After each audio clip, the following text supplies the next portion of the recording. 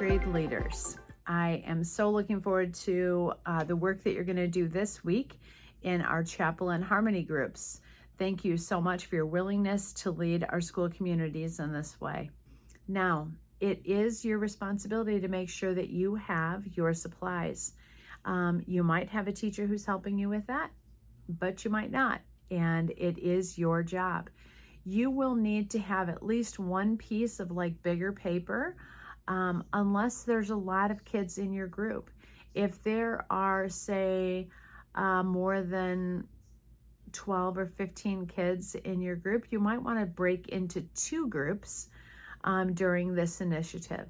And then you'd need two pieces of paper and also two markers and also a helper. So somebody in the group, whether it is an 8th grader that you are partnered with or a 7th grader who's up to the task, you're going to give them the opportunity to lead the other half of the group. Before we even get into our initiative for this meeting, I would like to just remind you that this will be a time where you always begin with a whip around. So please make sure that you're starting to think about that. If you haven't yet, I just want to give you a few ideas. We have Thanksgiving coming up. It's fall. Lots of things are changing.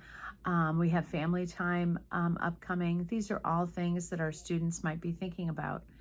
And as a reminder, a whip around is just a question that you're going to ask your group that gets their voice into the room.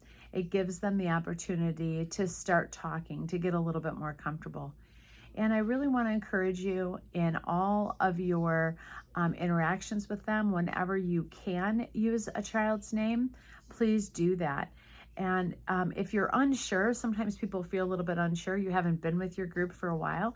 If you are thinking, maybe I won't remember the names, maybe I will be unsure about that, just take a few minutes before chapel this week and look through your list and try to remember who's who.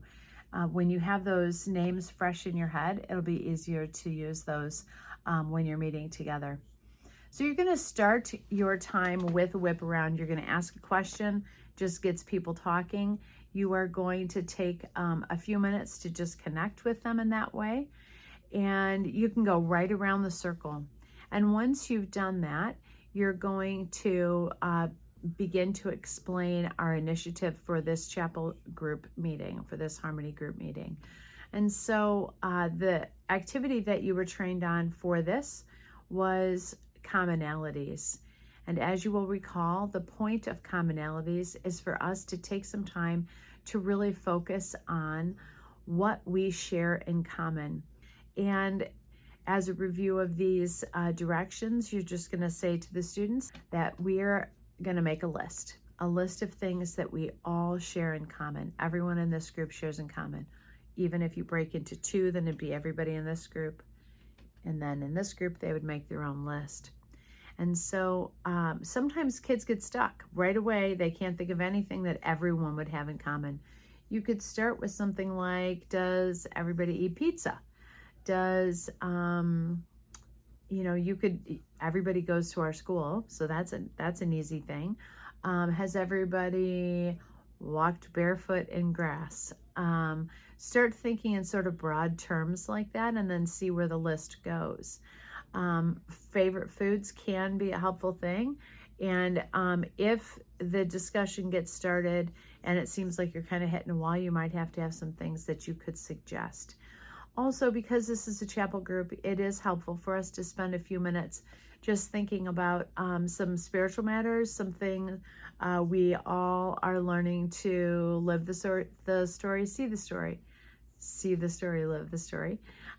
So we also want to just be so mindful that everything that goes on these papers is appropriate. We'll see what we're going to do with them, but it could be cool to be able to put those out. So we're not going to put things that are overly silly or things that might not be appropriate. We're thinking about things that we would be able to share with our school community at large. When you're finished with that, you're going to talk about it a little bit. And I want you to ask some questions. And you might even want to jot these down so they're fresh in your head before you go in there. You're just going to say, why do you think we would do an activity like this? And part of what we're looking for is it helps us to know how we're alike. It helps us to connect. What do we share in common? A lot of times we want to see and honor ways that we are different.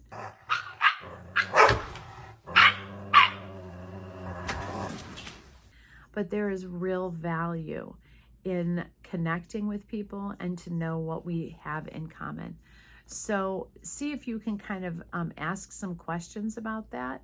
If somebody starts to say something and they get a little stuck, that's okay. Then you could just say, is there anybody who could build onto that, what this person has just said? And see if you can get some good discussion going. I don't think you're going to have any time left over, but if you do, you probably did not use Continuum the last time you met. I know a lot of you said that there was no time for that. And so Continuum is where you'd have kids start on one end of the classroom, and maybe you would say,